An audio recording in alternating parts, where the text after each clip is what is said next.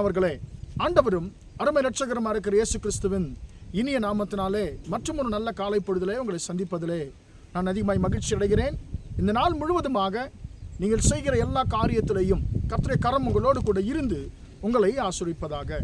அன்பானவர்களே, நாம் ஒரு வசனத்தை வாசிப்போம். அப்போஸ்தலர் நடவடிக்கைகள் 27ஆம் அதிகாரம் 22ஆம் வசனம் இப்படியாக சொல்லுகிறது, உங்களில் ஒருவனுக்கும் பிராண சேதம் வராது, உங்களில் ஒருவனுக்கும் பிராண சேதம் வராது என்று சொல்லி வார்த்தை சொல்லுகிறது. அன்பானவர்களே, இந்த காலை வேளையிலே கர்த்தர் உங்களை பார்த்து சொல்லுகிறார், என் மகனே, என் மகளே, உங்களில் உங்கள் குடும்பத்தில் ஒருவருக்கும் பிராண சேதம் வராது என்று சொல்லி கர்த்தர் சொல்லுகிறார். அன்பானவர்களே, இந்த அதிகாரம் தொடங்கும் பொழுது இந்த வசனத்தினுடைய பின்னணியம் என்ன என்பதை நாம் 1ஆம் வசனத்திலிருந்து நாம் வாசித்தால் நமக்கு நன்றாய் புரியும். அன்பானவர்களே, அப்போஸ்தலனாகிய பவுல் இங்கே எனக்கு அன்பானவர்களே, அவர் ஒரு கைதியாக அவர் இத்தாலியா பட்டணத்திற்கு அவர் கொண்டு செல்லப்படுகிறார்.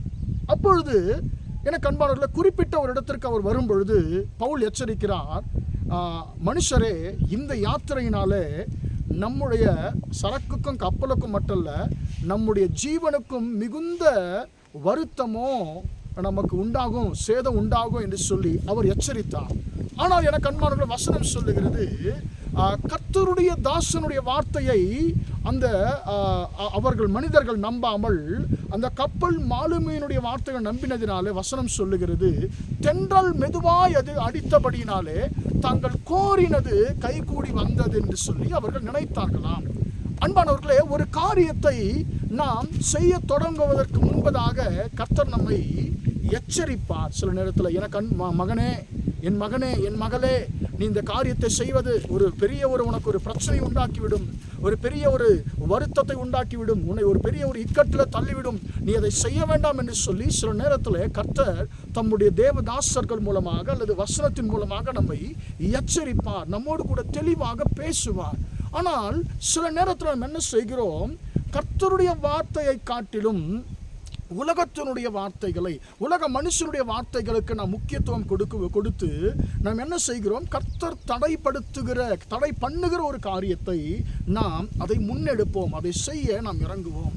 அன்பானவர்களே, சூழ்நிலைகள் எல்லாமே சரியா இருக்குது, இதில் ஒரு பிரச்சனையும் இல்லை என்று சொல்லி நாம் ஆரம்பிப்போம். ஆனால் அதன் பிறகுதான் நமக்கு தெரியும் அதில் இருக்கிற மிகப்பெரிய பிரச்சனை என்ன என்று சொல்லி. அதே தான் இங்கும் நடக்குது. இவர்கள் என்ன செய்கிறாங்க சொன்னால், கர்த்தருடைய ஊழியக்காரனாகிய பவுலுடைய வார்த்தைகளை இவர்கள் நம்பாமல் அந்த கப்பல் மாலுமியினுடைய வார்த்தைகளை, கப்பல் யாத்திரை செய்யும் பொழுது அந்த கப்பலுடைய மாலுமியினுடைய வார்த்தையை நம்பினபடினாலே இவர்கள் தங்களுடைய பயணத்தை, கர்த்தர் தடை பண்ணுகிற ஒரு பயணத்தை இவர்கள் தொடங்குகிறார்கள்.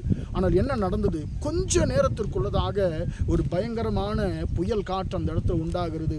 பல நாட்களாக எனக்கு அன்பானவர்களே, கிட்டத்தட்ட 14 நாட்களாக அவர்கள் அந்த கப்பல் யாத்திரையிலே காற்று மழையோடு கூட போராடுகிறார்கள். வசனம் சொல்லுகிறது, அநேக நாளாய் சூரியனாவது நட்சத்திரங்களாவது காணப்படாமல் இனி தப்பி பிழைப்போம் என்கிற நம்பிக்கை அவர்கள் அற்று போனார்கள் என்று சொல்லி வசனம் சொல்லுகிறது. எனக்கு அன்பான தேவனுடைய பிள்ளைகளே, உங்களுடைய வாழ்க்கையிலையும் கர்த்தருக்கு சித்தமில்லாத காரியங்களை செய்து நீங்கள் பல விதமான பிரச்சனைகளிலே நீங்கள் சிக்கிக்கொண்டு நீங்கள் இங்கும் அங்கும் அலையப்பட்டு உங்களுக்கு இருந்த எல்லாவற்றையும் நீங்கள் இழந்து போய் இனி தப்பி பிழைப்போம் என்கிற நம்பிக்கை நீங்கள் இழந்து போயிருக்கிறீர்களோ, கர்த்தர் சொல்லுகிறார், என் மகனே, என் மகளே, எனக்கு சித்தமில்லாத ஒரு காரியத்தை நான் தடுத்தும் நீ செய்தபடினால்தான் இந்த இக்கட்டான சூழ்நிலையிலே நீ சிக்கி தவித்துக் கொண்டிருக்கிறாய். ஆனாலும் நான் உனக்கு ஒரு காரியத்தை சொல்லுகிறேன், நீ பயப்படாத, நீ ஒரு நாளும் நீ கலங்க தேவையில்லை. உன்னுடைய குடும்பத்தில் அல்லது உனக்கோ உன்னை சார்ந்தவர்களுக்கோ பிராண சேதம் ஒரு நாளும் வராது என்று சொல்லி கர்த்தர் சொல்லுகிறார். உங்களுடைய தலையில் இருக்கக்கூடிய முடியை மயிரை கர்த்தர் எண்ணி இருக்கிறான்னு சொல்லி வசனம் சொல்லுகிறது. எனக்கு அன்பானவர்களே, கர்த்தர் சொல்லுகிறார், உங்களை நான் பாதுகாக்கிற தேவனாய் இருக்கிறேன், உங்களுடைய எல்லா விதமான தோல்விகளை மாற்றுகிற தேவனாய் இருக்கிறேன் என்று சொல்லி எனக்கு அன்பானவர்களே, கர்த்தர் நம்மோடு கூட பேசுகிறார். என்ன நடந்தது, இங்கும் அங்கும் அலைவுபட்டு கொண்டிருந்த பல நாள் கரையை தேடிக்கொண்டிருந்ததான அவர்களுக்கு கர்த்தர் ஒரு சின்ன ஒரு தீவை காண்பித்தார். அவர்கள் ஒரு தீவிலே அவர்கள் போய் சேர்ந்தார்கள், அவருடைய ஆபத்துக்கு தப்புவிக்கப்பட்டார்கள் என்று சொல்லி நாம் பார்க்கிறோம்.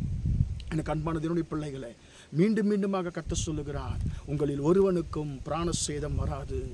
ஆண்டவரை பார்த்து சொல்லும், ஆண்டவரே, என்னை ஆரம்பத்தில் தடுத்தீர் ஆண்டவரே. இந்த குறிப்பிட்ட ஒரு காரியம் எனக்கு பிரியமில்ல மகனே, எனக்கு பிரியமில்ல மகளே, நீ செய்யாத என்று சொல்லி தடுத்தீர் ஆண்டவரே.